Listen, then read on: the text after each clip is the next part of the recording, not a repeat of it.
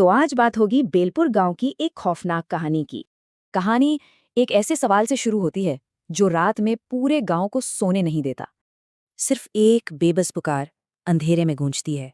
ये कहानी है उस औरत की जिसकी जिंदगी घुटन में बीती और मौत बदला लेने आई। नाम था उसका अंजलि। उसकी शादी नहीं, गुलामी की सजा थी। उसकी जिंदगी बस बढ़ते जुल्म और नाउमीदी का एक लंबा सिलसिला बन गई, और ससुराल वालों के ताने यही उसकी पहचान बन गए थे।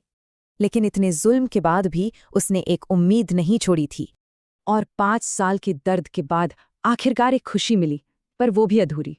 पूरे 5 साल के जुल्म के बाद डॉक्टर ने वो खबर दी जिसका उसे इंतजार था। सालों बाद पहली बार अंजलि के चेहरे पर असली खुशी की चमक थी। लेकिन ससुराल वालों के लिए वो सिर्फ एक जरिया थी। बच्चा तो उनका था। प्रेगनेंसी में भी जुल्म कम नहीं हुए। भूखा रखना, ज्यादा काम कराना, सब चलता रहा।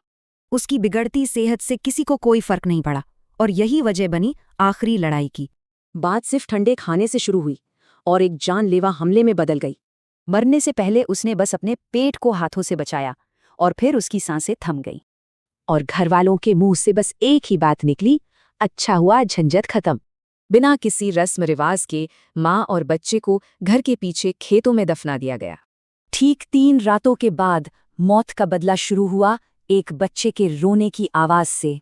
जिंदा रहते जिसने सब सहा, मरने के बाद वही एक भयानक ताकत बन गई।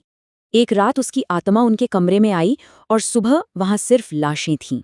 डरे हुए गांव वालों ने एक तांत्रिक को बुलाया, जिसने उस शक्तिशाली आत्मा को पहचाना। आत्मा की शांति के लिए अंजलि के माँ बाप ने उसका और बच्चे का अंतिम संस्कार किया।